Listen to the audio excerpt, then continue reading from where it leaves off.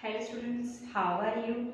Today we are going to learn science standard 4 lesson number 5 food and digestion. Students मैंने उस दिन आपको ये लेसन सिखाया था, उसका फर्स्ट पार्ट, आज का ये सेकंड पार्ट है। ओके स्टूडेंट्स, तो चलिए देखते हैं। तो आज हम देखेंगे कुकिंग फूड, यानी खाना बनाते वक्त किस तरह से हमें केयर लेनी चाहिए। Cooking makes some of the food stuff soft, more tasty and more easy to digest.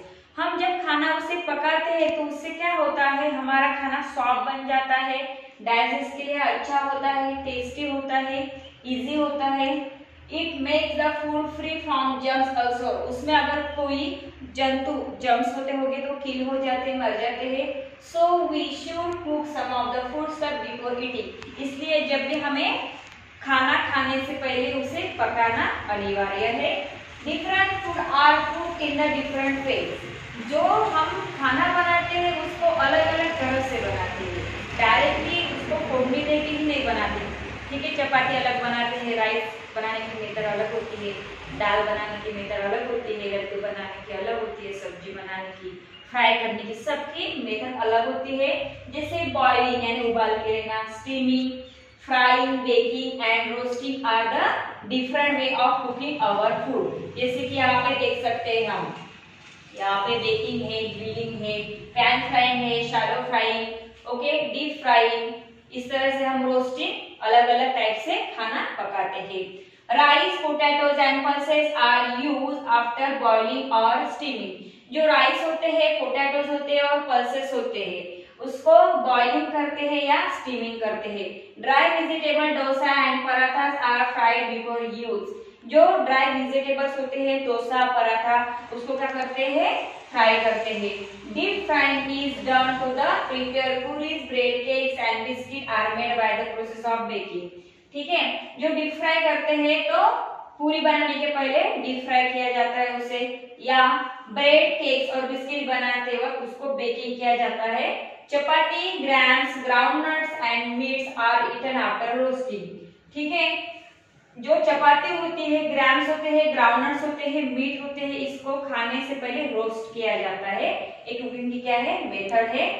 Sometimes cooking decrease the nutritive value of our food. How?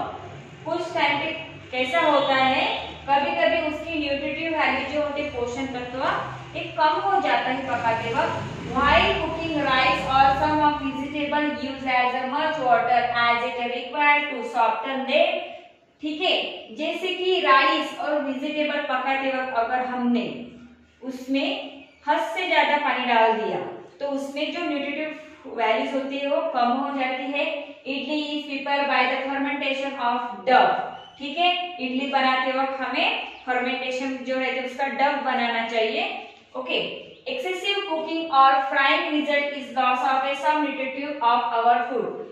कोई कोई लोग क्या करते हैं, सब्जी को बहुत पकाते हैं, ठीक है, अच्छे से उसको खूब फ्राई किया जाता है, बहुत फ्राई करते हैं, तो उससे क्या हो जाता है, उसकी जो न्यूट्रिएंट्स रहते हैं वो लॉस हो जाते हैं। Use of A spices is food makes the more tasty, but excessive use of A spices in food in is harmful also. तो कोई कोई लोग कैसे करते हैं, सब्जी को बहुत तीखा बनाते हैं, स्पाइसी बनाते हैं, तो उससे क्या होता है, वो तो फूड टेस्टी बनता है, बट हर टाइम पे यानी ऑलवेज जो स्पाइसी फूड आप खाते हो तो हमारे सेहत के लिए वो हानिकारक होता है, हार्मफुल होता है। अब देखेंगे preserving food. Food is valuable so never waste it. जो है फूड, जो हमारा अन्न होता है, खाना होता है, वो बहुत मूल्यवान होता है, तो उसका हमें वेस्ट नहीं करना चाहिए।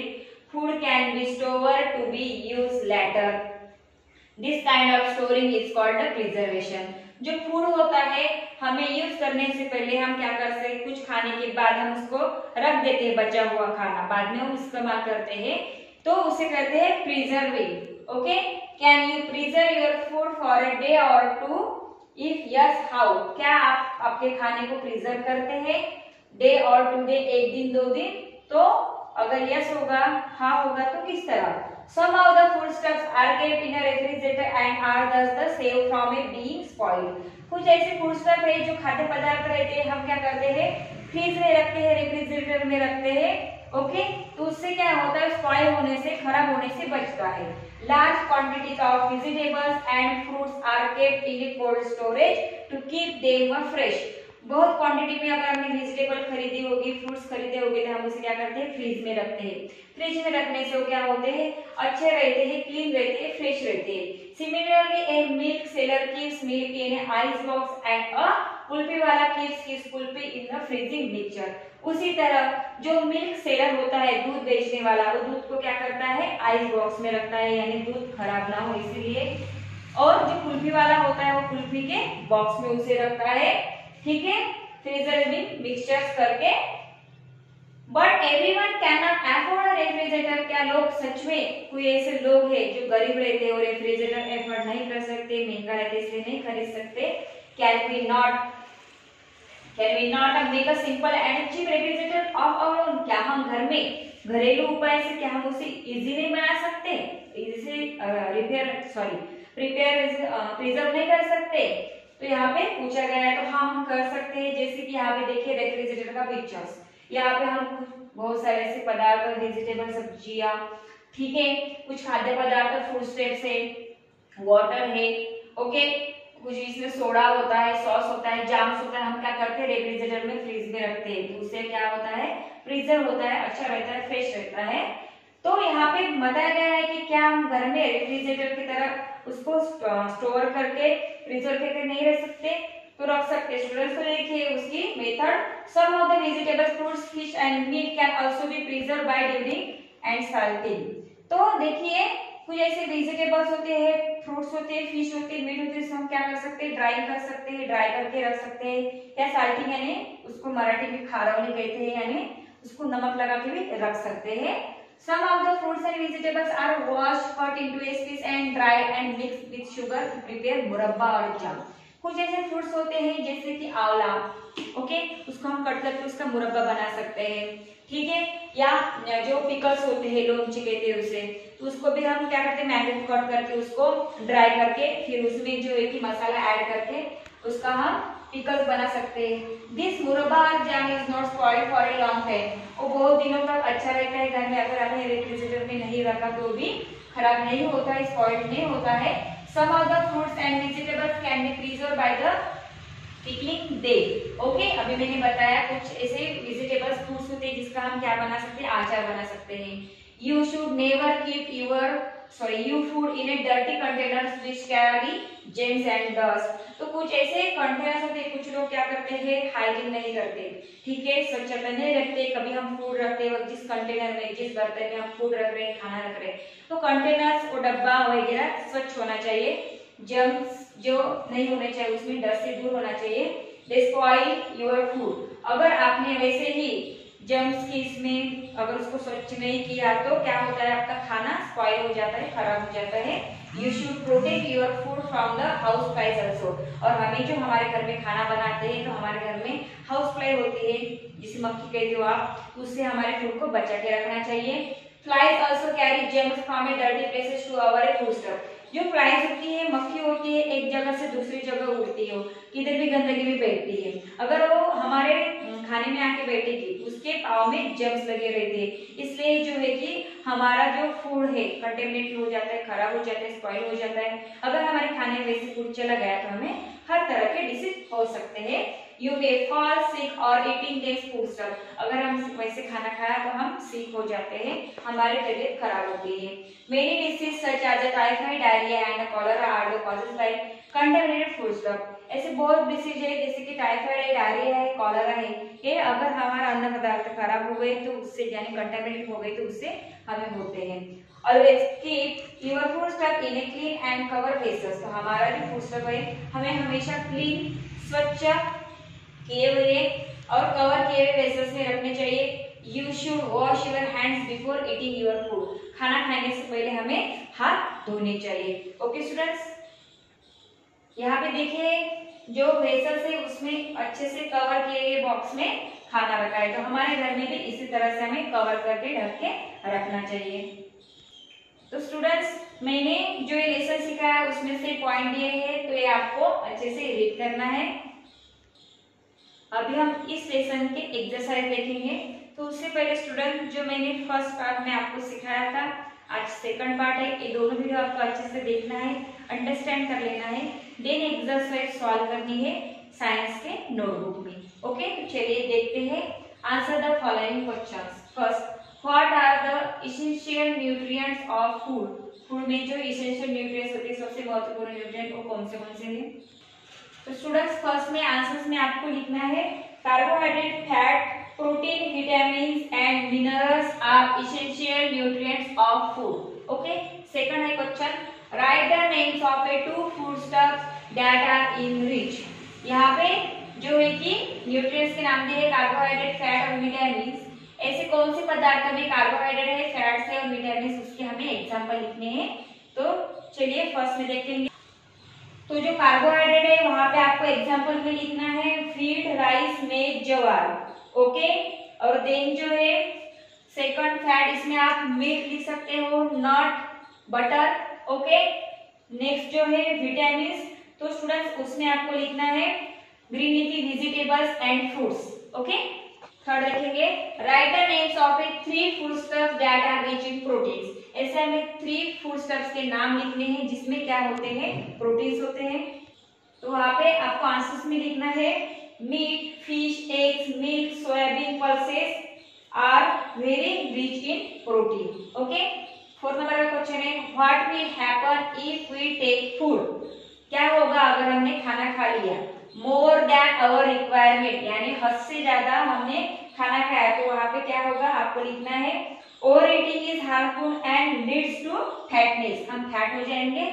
Next, less than our requirement, यानी हमें जितना खाना चाहिए उससे कम खाया, तो वहां पे आपको लिखना है eating food less than our requirement will weaken your body, हमारी बॉडी क्या हो जाएगी, वीक हो जाएगी।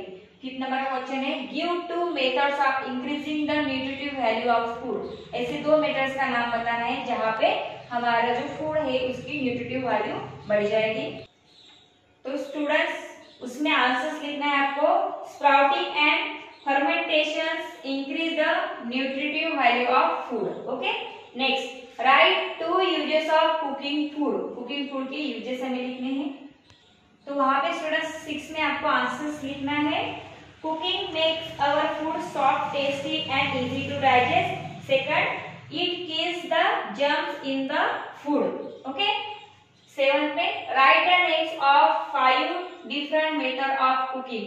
कुकिंग के 5 डिफरेंट मेथड्स यहाँ पे हमें लिखने हैं। तो 7 में आंसर्स लिखना है students boiling, steaming, frying, baking and roasting are the different method of cooking. Okay, next, your foodstuffs get spoiled rapidly during the rain than in winter. Why? हमारा जो खाना होता है, खाद्य पदार्थ होता है, वो बारिश के टाइम पे जल्दी खराब हो जाता है, बाकी विंटर में नहीं होती। तो ऐसा क्यों होता है, वहां पे आपको आंसर्स लिखना है। Because in rainy season weather become a moist, that's why our foodstuffs get spoiled rapidly during the rains than winter season. Okay, next है write the names of a 3 methods used for the preservation of food. Food को preservation करने के 3 methods हमें लिखने हैं 9th में। तो आपको आंसर्स लिखना है the process of protecting food from the being spoiled is called the preservation of food. Keeping food in a cool place, drying, salting, pickle making, murabba or jam making are some of the methods used in preservation of food. Okay. Then, what precautions will you keep in mind during the storage of your cereals? जो cereals रहते हैं उसे हम जब store करके रखते हैं summer के टाइम में, तो उसमें किस तरह से हमें केयर लेनी चाहिए, क्या आपके माइंड में ऐसा ख्याल है? तो वहां पे हमें लिखना है, तो वहां पे आपको आंसर्स लिखना है we can add and mix neem leaves before storage the cereals in container. Okay, next, write the names of a 3 diseases spread by flies. तो वहां पे आपको आंसर लिखना है the 3 diseases spread by flies are diarrhea, cholera and typhoid. Okay, next है fill in the blanks by choosing suitable words from the list given below. यहाँ पे जो लिस्ट दी हेल्प बॉक्स दिया है उसे अच्छे से रीड करके यहाँ पे जो ब्लैंक स्पेस दी उसे फिलअप करना है। मैं रीड करती हूँ। Nutrients, food, insects, spices, nutritive, cold storage, nutritious, protein, sprouted. Okay, तो चलिए देखते हैं। First, some of the blank page of our food are lost in cooking. तो यहाँ पे जो है न्यूट्रिएंट्स लिखना है। Some of the nutrients of our food are lost in cooking. Second, mix pulses and vegetable have blank page value. तो वहां पे जो स्टूडेंट्स आपको न्यूट्रिएंट्स फिलअप करना है। Mix pulses and vegetables have more nutrients value. Okay. Third, over cooking destroy some of the blank page of our food. तो वहां पे जो है over cooking destroy some of the proteins of our food. We should keep our blank page in clean and covered container। तो वहाँ पे जो है फोर्थ में फूड लिखना है। We should keep our food in clean and covered containers। Next, blank page may carry some germs also। तो students यहाँ पे इंसेक्ट राइट डाउन करना है। Insect may carry some germs also। 6, to keep our fruits and vegetables fresh, we should store them in cold. Okay, यहाँ पे 6 में cold write down करना है। Next, excessive use of spices in our food is also harmful. यहाँ पे spices लिखना है। Then raw carrot is more blank page than boiled carrot.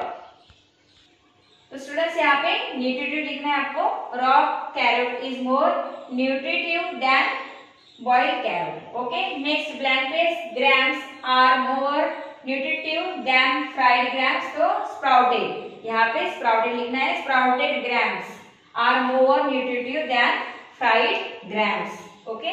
Define the following terms. First है बैलेंस डाइट। बैलेंस डाइट किसे कहते हैं, वहां पे आपको लिखना है the food that contains all the nutrients in a proper quantity is called balance diet. So our food must contain all nutrients in adequate quantity। Okay, next है foodstuffs। तो वहां पे आपको लिखना है the foodstuffs which are rich in carbohydrate or fats give us energy and the foodstuffs which contain a large amount of vitamins and minerals are called protective foodstuffs। इस तरह से आपको foodstuffs लिखने हैं। तो स्टूडेंट जो अभी एक्सरसाइज हमने देखी है, एक्सरसाइज साइंस के नोटबुक में आपको राइट डाउन करने हैं, साथ में इसकी फोटो निकाल के मुझे सेंड करनी है। Okay students, now stop here. Thank you.